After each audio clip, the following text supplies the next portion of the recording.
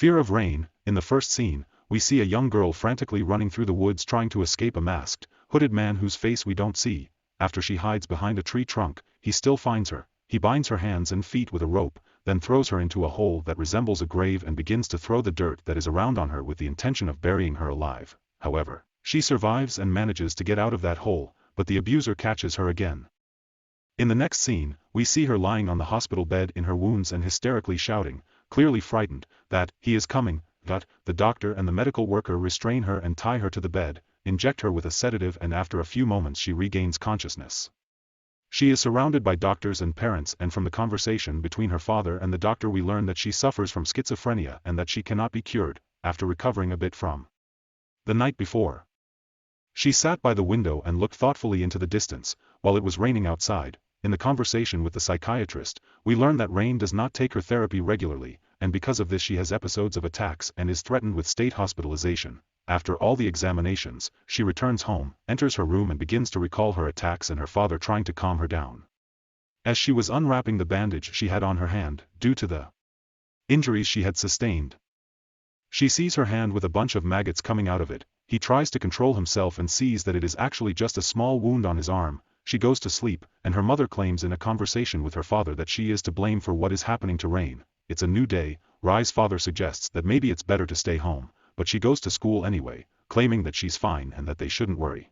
A box full of medicines falls out of her backpack, and while she tries to pick them up, a bunch of students look at her strangely, but she still goes to class. In class, a boy from her class who is new to the school catches her attention, but she doesn't make any contact with him other than looking at him. At lunch in the canteen, she speaks to her friend, who, when asked if she can sit down and have lunch with her and the rest of her company, refuses, saying that there is no place for her in their company. She leaves, and they gossip about her and conclude that she is just seeking attention. She goes out into the courtyard and is approached by the previously mentioned boy whom she noticed in class. He sits down at her desk and introduces himself as Caleb. He shows her a trick with cards and they continue the conversation, and he invites her for coffee, to which she replies with a smile and leaves. In the next scene, we see her father renovating her room. While she is in the store, she is waiting in line. And behind her is her teacher, who answers her while holding a basket with alcohol and painting equipment in her hand. Rain greeted her and the professor followed with a strange look as Rain left the store. On the way home, while walking down a dark street, a little girl runs out from around the corner, chased by a man whose face we don't see, and grabs the girl. Rain is very scared and runs, but at this moment she doesn't see anyone. She comes home, gets therapy and talks to her mother about how her day at school went.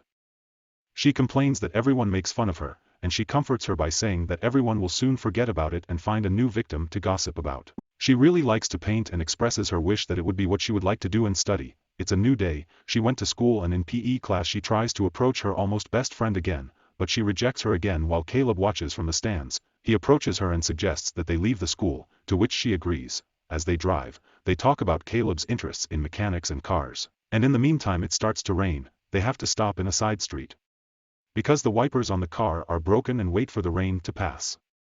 Rain panics and starts hearing voices in her head telling her to get out of there. Caleb brings her home, they part ways, and afterward she tries to find a way to tell him that she has a health problem. Rain talks to her mother and admits to her that she met Caleb's and saw him, while her father is packing, because he is going on a short business trip. In the next scene, we see Rain lying on the bed, and at one point she is enveloped by large black arms that come out of the bed and out of the wall.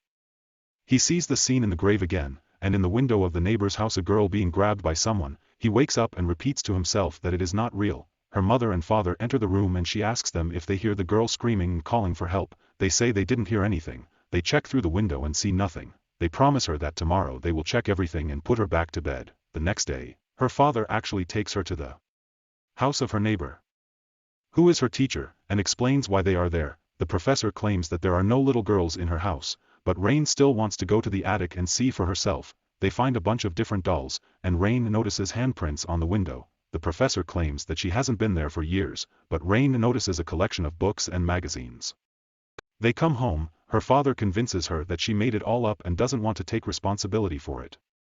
He convinces her that there is no one in that attic, but Rain is convinced that her neighbor kidnapped the little girl. Her father advises her to stay away from that house, because if they report her, she will end up in a psychiatric hospital. The next day, Rain goes for a regular checkup with a psychiatrist and tells her that her neighbor is keeping the kidnapped girl in the attic of his house.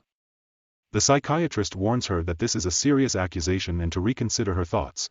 Then we see Rain walking in the dark forest towards the central area, which is brightly lit. There are various people including doctors and nurses looking at a picture on the canvas with a motif of her who at one point opens her eyes, comes out of the picture, extends her hands, begs Is to help get her out of there. After that episode, she responds to the psychiatrist and says that maybe she is right. And that she probably made it all up. He comes home and prepares dinner for his family. The next day at school, during lunch, Caleb keeps her company, and she just has the feeling that everyone is constantly looking at her and throwing things at her. Vrstici leaves school. She sees the police ahead and hides from them. Caleb finds her and asks her why she is doing this. She shuts him up and explains that they came for her because her neighbor reported her for false accusations and explains the whole situation to him.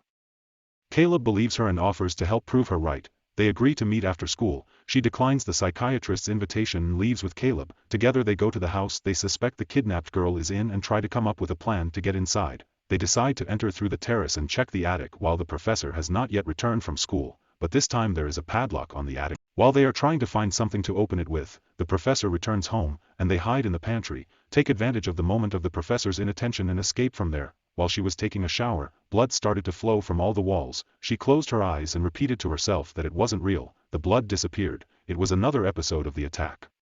She enters the room to find her mother asking her when she will meet her friend Caleb, suspecting that Caleb doesn't exist at all and is just a product of her illness. Rain, aware of her illness, says that she herself is actually not sure. With Caleb at school, she tries to find information on the internet about a girl she saw in the attic of a neighbor's house and whom she suspects has been kidnapped. He recognizes her in the photo, Malia Robinson. She admits to Caleb that she has a mental health problem, hallucinating and hearing voices.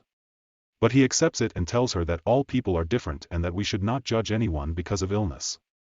She is awakened from her sleep by the crying and calling of a little girl, enters her mother's room and finds her mother crying. She tries to ignore Caleb at school by convincing herself that he is not real. He notices this and during the evening he comes to her room by entering through the window. He admits that he likes Rain, but their conversation is interrupted by a girl's scream that they both hear. To make sure that they really heard correctly, they decide to go and check. During that time, her teacher, accompanied by the police, rings the doorbell of Raina's house. The father opens the door. The teacher shows him a drawing of her strangling a little girl and tells the father that they have to take Rain to the hospital for treatment. Rain loses Caleb and returns home. There she finds her father, who tells her that if she doesn't continue taking her medicine, he will have to take her to a hospital, lunatic asylum. At school, she avoids Caleb, but that evening she sees a couple dancing in the window of the neighbor's house and at that moment she receives an email from Caleb asking if he is okay. She invites him to come to her. As they come up with a plan to expose the professor, try to calm down, Caleb decides to kiss Rain.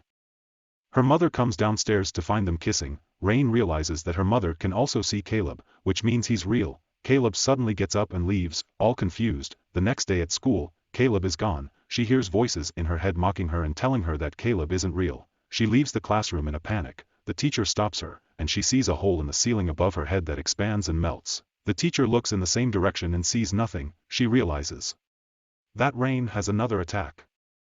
Rain runs away from the school. She tries to call her parents and a psychiatrist for help, but there is no one to help her. She goes home. All the time she hears voices in her head, and in the mirror she sees her reflection telling her that it's not real, that the girl is going to die. They're going to put her in the hospital and everyone will be better off without her. Rain tries to ignore it all in a panic and breaks the mirror. Mom finds her crying in her room with a knife in her hand, and claims that the man with the yellow eyes wants to kidnap her and take her as a reward. He tries to calm her down but she runs away from her to another room and tells Caleb that tonight is the right time for their plan. Mom tries to stop her. She doesn't listen. Her father enters the room, tries to calm her down and tells her that her mother is not real and that she passed away 3 years ago.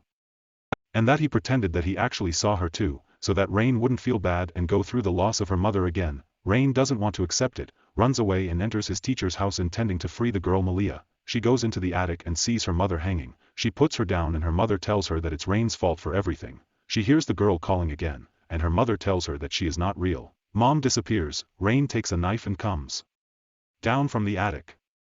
Sees his teacher who has returned home. She tries to go to the basement without her noticing. He steals the keys, enters and hears voices saying it's too late. In the next scene, she sees herself lying in the grave again, and a man with a shovel tries to bury her, quickly returns to reality and finds herself again in the basement of the professor's house. The professor hears a noise and sees that there are no keys, so she goes to the basement. Rain enters something like a cage and finds a Little girl there.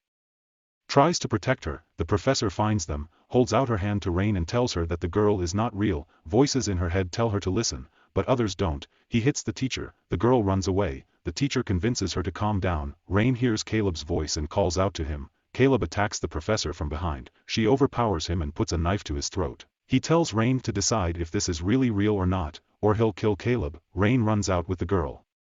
The father enters the professor's house, takes the girl and hugs Rain. The police are waiting in front of the house. They take the girl away. Caleb is taken to the hospital to treat his injuries. Rain goes with his father to his mother's grave. Now he takes medicine regularly and has no more hallucinations. Laying down in her bed, she sees her mother lying next to her, telling her that she is still there and that she loves her.